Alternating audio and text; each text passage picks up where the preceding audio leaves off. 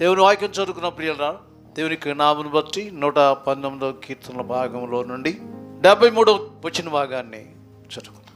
నీ చేతులు నన్ను నిర్మించి నాకు రూపు ఏర్పరచను, నేను నీ ఆజ్ఞలను నేర్చుకున్నట్లు నాకు బుద్ధి దయచేయమో. ప్రార్థన చేసుకుంటాం. జీవమిగిలిన ప్రియపరులుగుతుంది పొందనైనా ఈ చదవబడిన వాక్యం బట్టి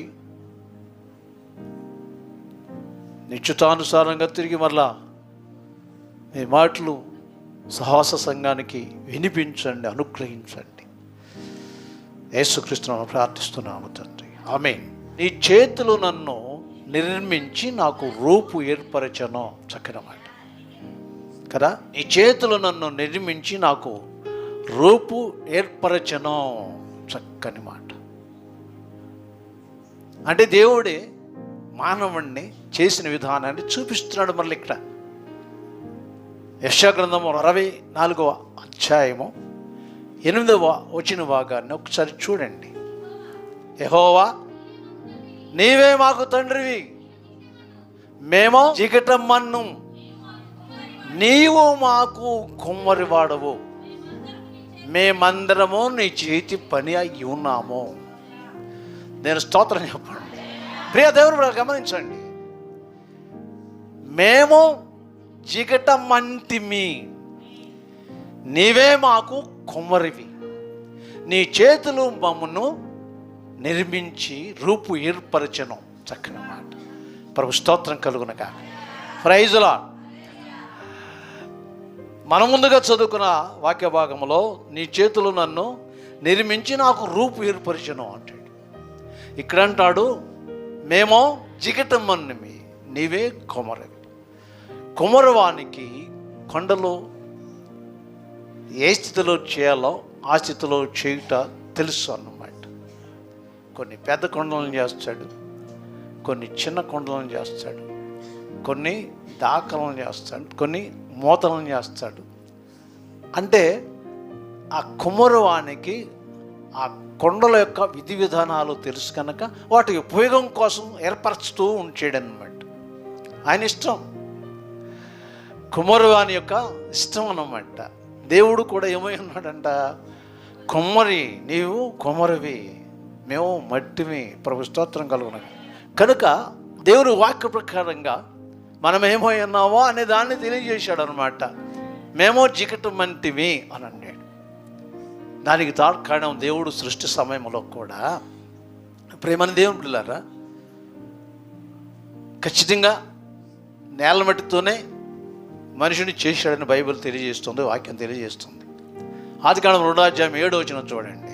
దేవుడైన యెహోవా నేల మంటితో నరును నిర్మించి వాని నాసికారంధ్రములో జీవవాయువు ఊదగా నరుడు జీవాత్మాయనో.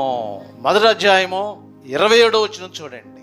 దేవుడు తన స్వరూపమందు నరుని సృజించెను, దేవుని స్వరూపమందు వానిని నిర్మించెను. చాలండి. స్త్రీని గాను పురుషుని గాను చేసిన వ్రాయబడి ఉంది. చేసిన విధానం మనం ఆలోచిస్తే 2వ అధ్యాయం 7వ వచనములో నేలమంటితో నరుని నిర్మించను, చేశాను అని చెప్పి కొంత మట్టి తీసి బొమ్మను చేశాడు అనమాట. ఆ బొమ్మ చేయటం కూడా ఎలా చేశాడు అని చెప్పంటే ఆయన స్వరూపం చేసుకున్నాడు. మన స్వరూపమందు నరుని నిర్మించదమో అనుకున్నాడంట. అలాగే మట్టి తీశాడంట, బొమ్మను చేశాడు. ఎలా చేశాడు అని చెప్పంటే ఆయన ఎలాగున్నాడో అలాగ మానవుడు చేశాడు అనమాట. మానవుడు ఎలాగ ఉంటాడో అని చెప్పండి దేవుడి యొక్క పోలిక చొప్పున చేశాడు అనమాట. అర్థమటి ప్రభు నామం మహిమార్థముగా ప్రియ దేవుని బిడ్డలారా, ఈ భాగాన్ని చూసినప్పుడు 2వ అధ్యాయం 7వ వచనంలో దేవుడు నేల నుండి మట్టి తీసి నరుని నిర్మించను అని చెప్పి రాయబడి, నేల మంటితో. అందుకనే యెషయా భక్తుల ద్వారా పలికిన మాట ఏంటంటే, మేము జిగటమన్నిమి, నీవు కుమ్మరివి. ఇక్కడ మనం చదువుకున్న వాక్య భాగంలో నీ చేతులు నన్ను నిర్మించి నాకు రూపు ఏర్పరచెను. ఇప్పటివరకు నేర్చున్న భాగం దేవుడు మానవుణ్ణి ఎలా చేశాడనే దాన్ని చక్కగా విన్నాం కదా. ఆయన ప్రత్యేకమైన ఒక కోరిక కోరుకుంటున్నాడు అనమాట. నువ్వే నన్ను ఏర్పరచుకున్నావు, నీ చేతులే నన్ను ఏర్పాటు చేసే నిర్మించుకున్నావు. కానీ నా కోరిక ప్రత్యేకమైనది ఏంటంటే, నేను నీ ఆజ్ఞలను నేర్చుకున్నట్లు నాకు బుద్ధి దయచేయనాయనా అని చెప్పండి కోరుకుంటున్నాడు అనమాట. ఏం కావాలని చెప్పి కోరుకుంటున్నాడు? ఆజ్ఞలు నేర్చుకోవాలని చెప్పి కోరుకుంటున్నాడు. కానీ ఆజ్ఞలు నేర్చుకుంటానికి కూడా నాకు అవసరమైంది బుద్ధి. మనిషి జీవితానికి అవసరమైనది కూడా బుద్ధే. పిల్లల్ని పెంచుతూ ఉంటాం కదా, ఎక్కడికన్నా మీరు వెళ్ళకూడదన్న స్థలానికి వెళ్ళొచ్చాడు అనుకోండి, ఏమంటాం? ఎక్కడికి వెళ్ళారా బుద్ధి లేనివాడా అంటాం. ఎక్కడికి వెళ్ళే బుద్ధి లేనిదానా అంటాం. అంతేనా? ఆ మాటే వాడుతూ ఉంటాం అన్నమాట. ఇక్కడ దేవుని వాక్యం నేర్చుకోవడానికి కూడా మనుషుడికి అవసరమైంది ఏంటో తెలుసా? బుద్ధి కావాలని చెప్పి కోరుకుంటున్నాడు. ఎవరు? దావీదు కోరుకున్న ప్రత్యేక మాట ఏంటంటే, నీ మాట నేర్చుకోవటానికి, నీ ఆజ్ఞలను నేర్చుకోవటానికి నాకు బుద్ధి దయచేయి నాయనా అని చెప్పి కోరుకుంటున్నాడు. ఒక చక్కని పదం ఇది, చక్కని పదం. ప్రియమైన దేవుని బిడ్డలారా, మరొక చోట దావీదు అంటాడు, బుద్ధి జ్ఞానములు లేని కంచెరి గాడిదల వల్ల నేను, అలాగే గుర్రములో నేను మీరు ఉండకూడకుడి. వాటికి బుద్ధి జ్ఞానం రెండు లేవంట. కానీ మనుషునికి అవసరమే ఏంటి? బుద్ధి అవసరమే, జ్ఞానము కూడా అవసరమే. అందుకనే బుద్ధి వచ్చిందనుకోండి, జ్ఞానంతో కూడిన వాక్యం నేర్చుకునే కృప అనుగ్రహించబడద్దన్నమాట. అదే కోరుకుంటున్నాడు దావీదు, అదే కోరుకుంటున్నాడు. నీకు వాక్యం చూపిస్తాను. లోకసువార్త 15:17 చూడండి.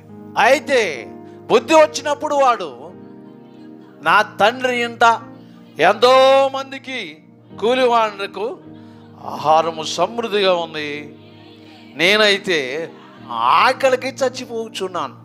అయితే బుద్ధి వచ్చినప్పుడు వాడు అని చెప్పే మాటను మనం చూస్తూ ఉన్నాం. పిల్లలు 11 వచనం మీరు చూస్తే, మరియు ఆయన అనగా యేసు ప్రభువారు ఇట్లా, నేను ఒక్క మనుషునికి 2 కుమారులుండిరి, వారిలో చిన్నవాడు, తండ్రి నా ఆస్తిలో నాకు రావలసిన భాగాన్ని పంచి ఇచ్చేయమని చెప్పి తన తండ్రిని అడుక్కున్నాడంట. ఏమడుక్కున్నాడు? ఆస్తిలో భాగం, హక్కు. కుటుంబంలో బిడ్డలకి ఏముంటుందంట? హక్కు ఉంటుందండి. ఖచ్చితంగా హక్కు ఉంటుంది. హక్కు ప్రకారంగా కోరుకుంటున్నాడు అనమాట. నా ఆస్తిలో భాగం నాకు ఇచ్చేయమని చెప్పి అన్నాడు. సగభాగం వస్తుంది నాకు, ఇద్దరు కదండి. అంచేత ఏమనుకుంటున్నాడు? సగభాగం వస్తుంది, ఇచ్చేస్తావా లేదా, ఇచ్చేయమని చెప్పి కోరుకున్నాడంట. తండ్రికి కూడా ఇచ్చేశాడు. కానీ అతని యొక్క ఆలోచన, అభిప్రాయం ఏంటంటే, దూరదేశం పోయి గొప్ప వ్యాపారం చేసి లాభం సంపాదిద్దామని చెప్పి అనుకున్నాడంట. పత్రికలు అంటాడు, మనం ఒకానొక ప్రాంతం వెళ్ళి గొప్ప వ్యాపారం చేసి మంచి సాంపత్యం సంపాదిందాం అనుకున్న వారలారా, రేపేమి సంభవించడం నీకు తెలీదు అన్నారు. ఇది విషయం. రేపేం జరుగుద్దో తెలియదు, ఇతరు కూడా రేపేం జరుగుద్దో తెలియదు.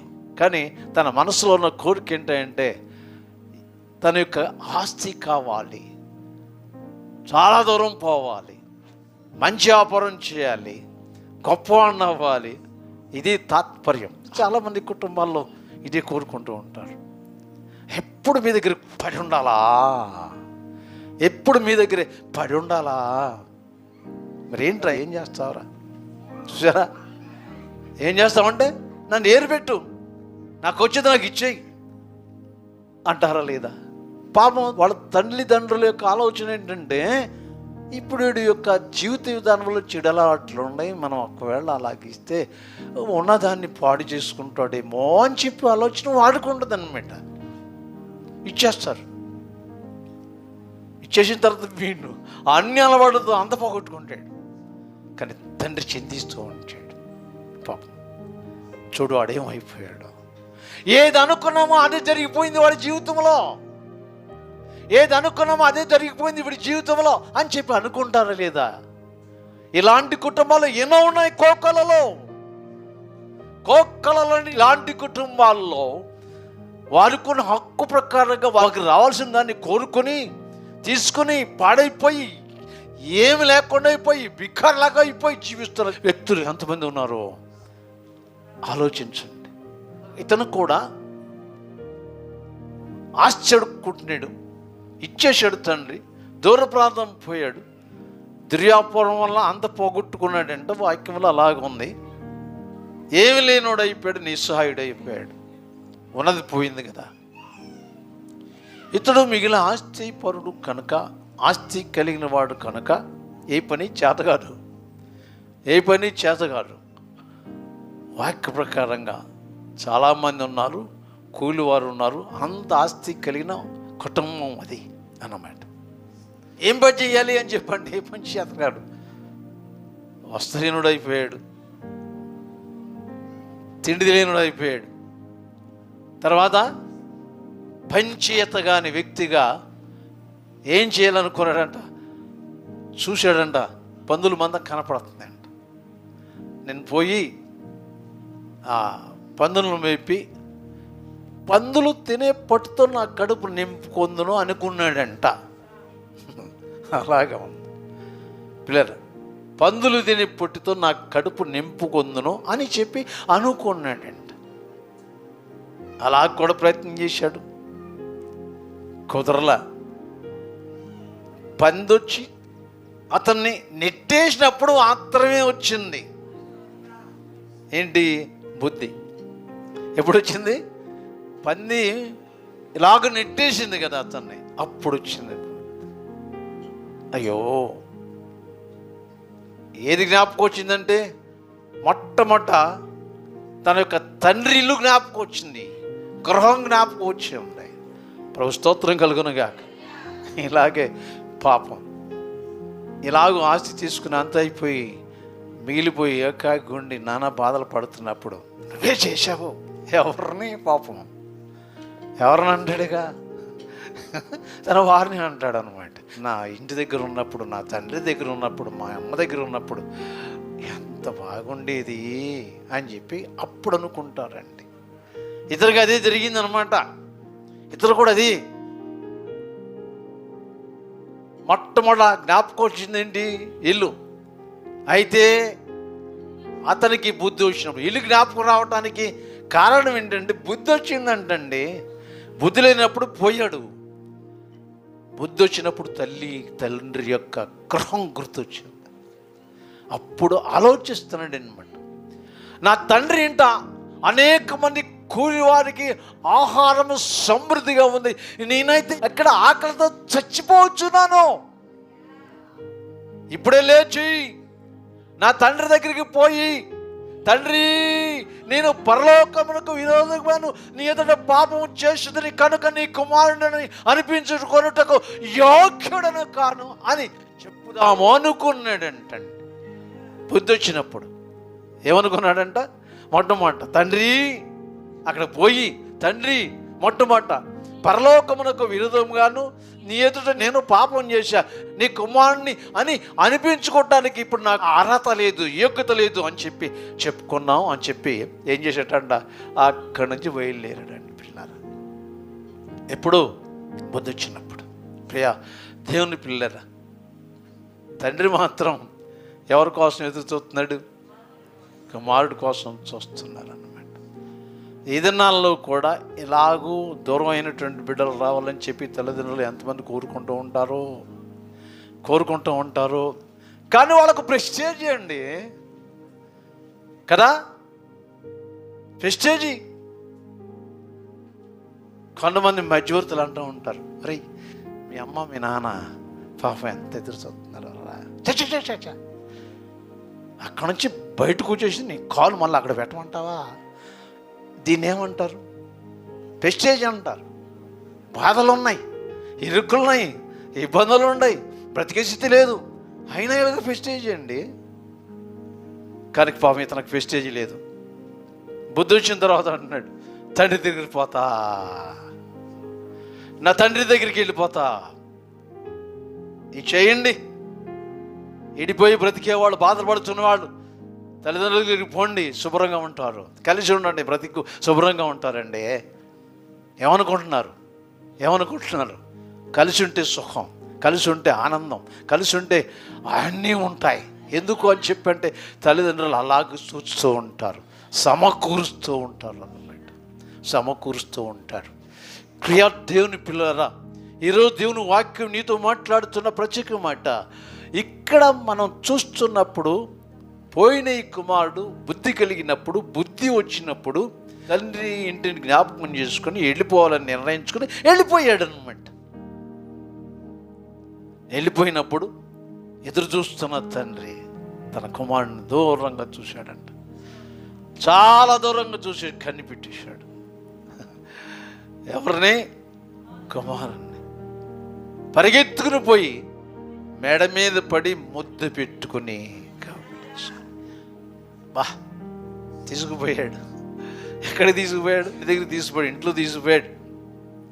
ఈయన కుమారుడు వచ్చాడు, మంచి విందు ఏర్పాటు చేయండి అని చెప్పి అతని ఆ పాతిన వస్త్రాలు దూరం చేసి నూతన వస్త్రానికి అతనికి అప్పగించి ఆ సంతోషం చూడాలని చెప్పి కోరుకుంటూ ఉన్న తండ్రి, ప్రభు స్తోత్రం కలుగునగా.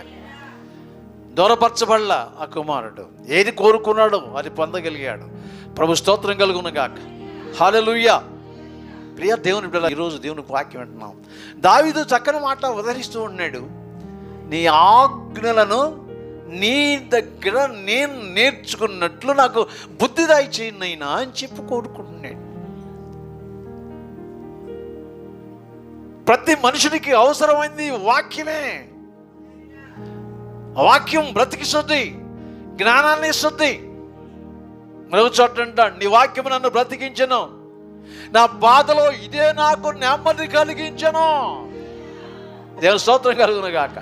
నీ వాక్యమే నన్ను బ్రతికించెను, బాధలలో నెమ్మదినిచ్చెను. నీ వాక్యమే నన్ను బ్రతికించెను, బాధలలో నెమ్మదినిచ్చెను. కృపాశక్తి కయాశక్తి సంపూర్ణుడా, వాక్యమై యున్న నీకు వందనమయ్యా. కృపా దయాశక్తి సంపూర్ణుడా, వాక్యమై యున్న యేసు వందనమయ్యా. నీ వాక్యమే నన్ను బ్రతికించెను, బాధలలో నెమ్మదినిచ్చెను.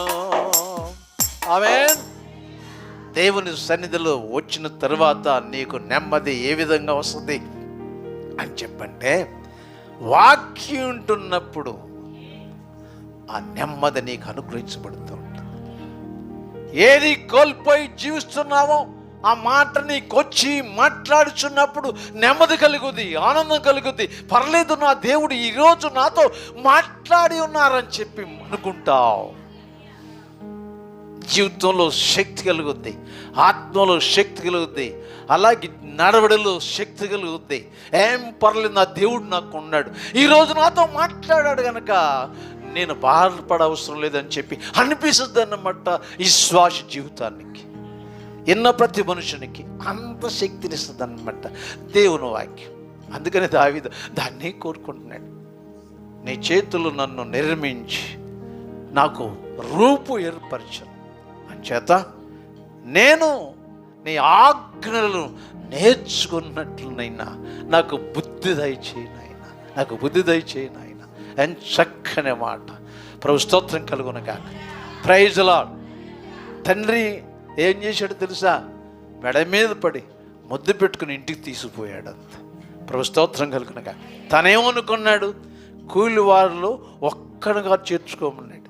కాదు, ఎలా చేర్చుకున్నాడు? కుమారుడుగానే స్వీకరించాడు, కొడుకుగానే తీసుకున్నాడు ఇంట్లోకి తీసుకుపోయి. అంతేకాదు, కొడుకు వచ్చినప్పుడు ఏం చేశాడంట? చనిపోయి బ్రతికెనో, తప్పిపోయి దొరికెనో. ప్రభు స్తోత్రం కలుగునగా. తప్పిపోయిన కుమారుడు తండ్రిని విడచి తరలిపోయే, తప్పిపోయిన కుమారుడు తండ్రిని విడచి తరలిపోయే, తప్పు తెలిచి తిరిగి రాగా, తప్పు తెలిచి తిరిగి రాగా, తండ్రి అతని చేర్చుకొనెను, తండ్రి అతన్ని చేర్చుకొనెను. ఆమేన్. యేసుక్రీస్తు ప్రియ సహవాస సంగమా, ఏ రోజు ప్రభువైన దేవుడు నీతో మనతో మాట్లాడిన చక్కని మాట, నీ ఆజ్ఞలు నేర్చుకుంటూ జీవిస్తూ ఉండాలి. అదే నా తపన, అదే నా ఆలోచన, అదే నా జీవిత గమ్యం. నన్ను నీ రాజ్య మహిమలోనికి నడిపించేది నీ వాక్యమేనాయనా. నా జీవిత గమ్యం అదే. అలాగూ జీవించినట్లు నాకు సహాయం చేయండి ఆయన అని చెప్పి కోరుకున్నాడు. ఏ రోజు దేవుని వాక్యమైన ప్రియ దేవుని పిల్లారా, ఏం కోరుకుంటున్నావు? ఇంకొక విషయం ఏంటంటే, దేవుడు ఎప్పుడు కూడా మనిషి యొక్క జీవితంలో ఏది కోరుకుంటారో అది ఇవ్వటానికి సిద్ధంగా ఉంటారు. ఆయన ఏది కోరుకుంటారో అది ఇవ్వటానికి ఆయన సిద్ధంగా ఉంటారు అన్నమాట. నేను స్తోత్రం కలుగునగా. మనకు కొన్ని అవసరాలు చాలా ఉంటాయి కోకొల్లలు. ఈ జీవితం ముందుకు సాగిపోవటానికి అవసరం. చాలా సమస్యలు ఎదుర్కొంటూ ఉంటాం మనం. వాటన్నిటికీ జవాబు వాక్యమే, వాటన్నిటికీ జవాబు దేవుడే, వాటన్నిటికీ జవాబు ఆయనే సహాయము. కారణం మన ప్రార్థన వింటాడండి. మన ప్రార్థనకు జవాబు ఇస్తారు. మొట్టమొదటి మన ప్రార్థన వింటారు ఆయన, తర్వాత జవాబు ఇస్తారండి. అతడు నాకు మొర్ర పెట్టగా నేను అతనికి ఉత్తరం ఇచ్చుతుని, శ్రమలో నేను అతనికి తోడై ఉండి అతనిని విడిపించుతుని. ఇది విషయం. శ్రమ, బాధ, ఇరుకు సమయంలో మన దేవుడు మనతో ఉంటారండి. శ్రమ, ఇరుకు, ఇబ్బంది సమయంలో మన దేవుడు మనతోనే ఉంటారు. ఆయన మనం నడిపిస్తూ ఉంటారు, కాపాడుతూ ఉంటాడు, ఆదరిస్తూ ఉంటాడు, భద్రపరుస్తూ ఉంటాడు, బలపరుస్తూ ఉంటాడు, సహాయం చేస్తూ ఉంటాడు. అంత ఇది దేవుని యొక్క శక్తితో కూడిన ఆయన కృప. ఆయన కృప శ్రేష్టమైంది. అదే కోరుకున్నాడు ఈయన.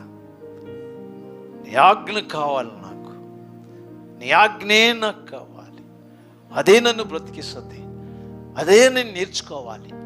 అది నేర్చుకోవాలంటే నాకు అవసరమైన బుద్ధి, అది నాకు ఇవ్వనైనా బుద్ధి దయచేయి, బుద్ధి దయచేయి. ప్రభు స్తోత్రం కలుగునగాక. ఇది కోరుకోండి, ఇది కోరుకోండి. ప్రభు స్తోత్రం కలుగునగాక. ఏం కోరుకోవాలి?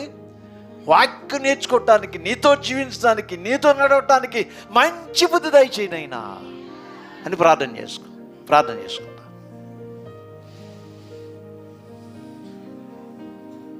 జీవమైలిన ప్రియపరులకు పోతండి.